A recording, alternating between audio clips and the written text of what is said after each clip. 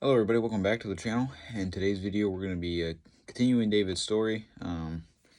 As we learned last time, he welcomed Absalom back into his kingdom. Obviously he didn't want to see him. After 2 years, Absalom was enraged by this and, ended up setting fire to Joab's field. And then, ended up, being able to talk to his father again and stuff. But it was all in a scheme to try to convince people that he would be a better king. And now he has the idea to actually overthrow his father David, God's chosen king. But we're about to see why that's not going to happen.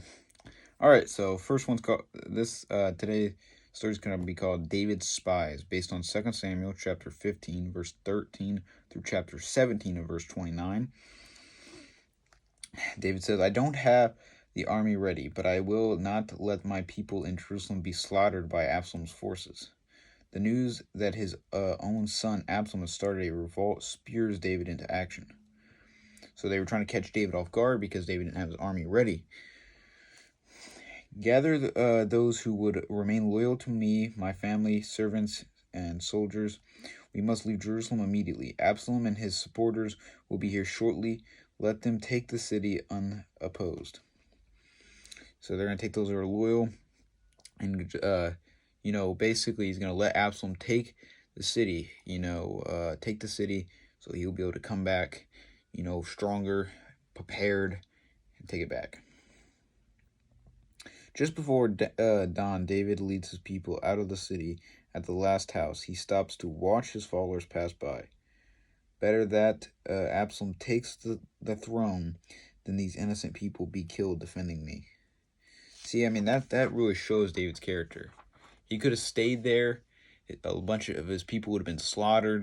It would have been a big war field.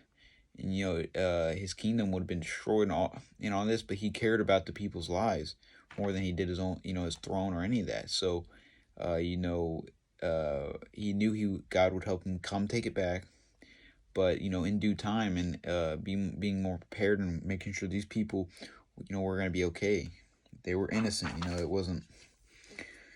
So the Levites lead by two high priests, Zedek and David's old friend Abiathar, brings God's holy ark as they follow David out of the city.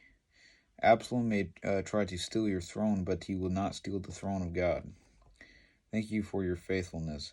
But no, take it back into the city. I am forced to flee, but God's house will remain in Jerusalem. If God sees fit, I will return to the city and worship again before his ark. But you can serve me in this way. Be my eyes and ears in Jerusalem, because you are priests. Absalom will not harm you. Use your sons to send me any messages." As David continues on the road, he gets word that Ahithophel has betrayed him to become Absalom's chief advisor. "Lord, turn his advice to foolish Absalom's ears." So, he said somebody turned against him to become Absalom's chief advisor. The number who choose to join David grows with each passing hour. David meets another old friend and a loyal advisor. "Oh, my king, what can I do to serve you in this dark hour?" So Absalom was taking over the city of Jerusalem. He's taken the throne. Some of David's people and men has even turned against him. And many around the surrounding Jerusalem and things, that Absalom was able to convince to join him and that he was the true king. But David, as each day goes by, more loyal people are coming to David, old friends and soldiers and servants and all of them people coming to and joining David. "Hushai, you are too old to fight with me in the battle that is coming. You can serve me best if you will be my spy. Offer to help Absalom when you have his trust. You can report back to me through the priests Zedek and Abiathar, who are loyal to me." Hushai returns to Jerusalem just in time to see Absalom ride into the city. Some in the crowd are joyful, some are somber, but they do not resist their new king. Hushai presents himself to Absalom. Why are you here? I thought you were loyal to my father. Why did I'm probably getting some of these names wrong because some of them are they're very old ancient names, so I'm just gonna say what I think it says. It's very difficult for me to be able to read this, but Ahithophel is what I think is somewhere right around there. But choose to serve you and not your father. I wish to serve the one chosen by the Lord. Very well. Now that I've taken Jerusalem without a fight, what should be my next step? What should my next step be? Ahithophel was thought long and hard about the day he would rebel against David. He speaks first. So if you remember, he joins as his chief advisor. That was Bathsheba's father. I believe, was it her father or father-in-law? I think it was her father, and he joined Absalom because he always had a grudge against David for killing Bathsheba's first husband. I would take 12,000 men and set out in pursuit of David. Then I would attack him while he's weary and weak. From filling Jerusalem, I would kill only the king. Once he is dead, all Israel will claim you as their king. He won't have to kill any more citizens. The plan is clearly a good one. Absalom's best chance to strike before David can collect his army, but Hushai knows that David needs more time to escape and organizes a counterattack. He also knows that Absalom is a vain young man. So Ahithophel's advice is good for Ahithophel himself. Basically, it's good for himself. Of course, he wants to try to capture David himself. His best chance for glory. But he forgets one thing. David and his men are Israel's best fighters. Right now, they are angry as bears who have been robbed of their cubs. If you attack and suffer any defeat, the people will say that you are weak and will turn against you. Instead, O king, you should wait until you can call on thousands of men from the surrounding tribes. Then, if you, as their heroic leader, go forth before your army, David will not be able to stand against you. Yes, Hushai's plan makes sure that I get all the glory. So, and that's that's Absalom thinking to himself.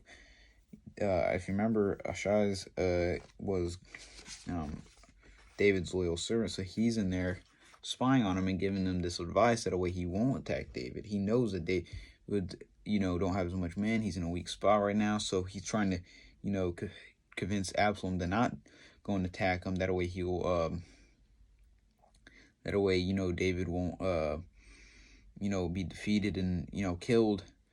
This way, David would have time to build his army and things. And as I each think to himself, yes, Hushai's plan makes sure that I get all the glory. I have chosen the wrong man to support as king, a conceited fool. If Absalom listens to me, David will have time to escape. See, as I was saying, David's prayer has been answered. Absalom foolishly rejects Ahithophel's advice, but Ahithophel knows that Hushai's advice will help David more than Absalom. Moreover, he knows that Absalom's defeat will mean his death for supporting a traitor against the king David.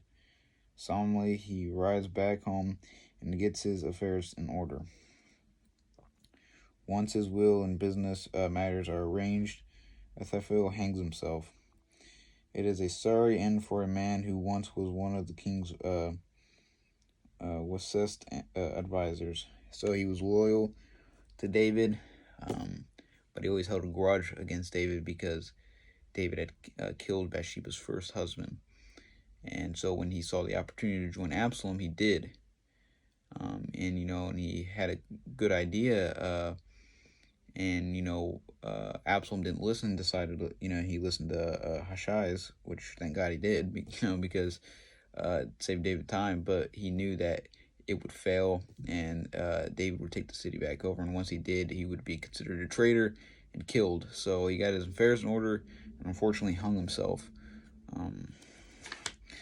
A sad ending, but then things do happen. Hushai's messengers bring David a warning. He mustn't arrest until after he gets his group across the Jordan and into friendly territory. That night, David and his followers ford the Jordan River. On the other side, they seek refuge in the city of Mahanaim, whose leaders are loyal to David. As they get there, here's some food and bedding my master has sent for King David and his friends. God bless you. Tell your master I will not forget his kindness. As David says to him, this will be, and now David's, this will be a good place to muster the royal army and wait for Absalom. As David says, yes, we will battle against my son here, but no matter which side wins, I will lose. So, the way David sees it, what he means by no matter which side wins, I will lose, because, this is, in this story, you may forget of all the commotion that's going on. This is David's son. So, this is, one of his own children that he's having to fight against. Whether, one end, he'll lose and die, and his son will kill him and all that, and his son will get that. And the other end, yeah, he'll win it, things like that, but his son will either have to be put to death, or, even just put in prison, all that stuff, and all this chaos and death and war that shouldn't even be happening. And, like I always said before, sometimes this could be from, what David has done with, like, Bathsheba and things as far as that's concerned. Sometimes, your sin can affect other people. It could not have been. It could just been the devil playing tricks, getting in Absalom's head. And unfortunately, one thing led to another, and, in Ammon's death, and now in him, turning on his father. And, it's just, it was just a horrible situation. But, we'll continue the story next week, and, we'll get into how David takes back the city. I thank you guys for watching. Hopefully you learned something new about David. As always, take it easy, and God bless. If you ever have any questions, just comment, ask, and just keep praying, keep trusting God, keep having faith. Good things are to come, and good things are going to happen in your life. See you guys next week.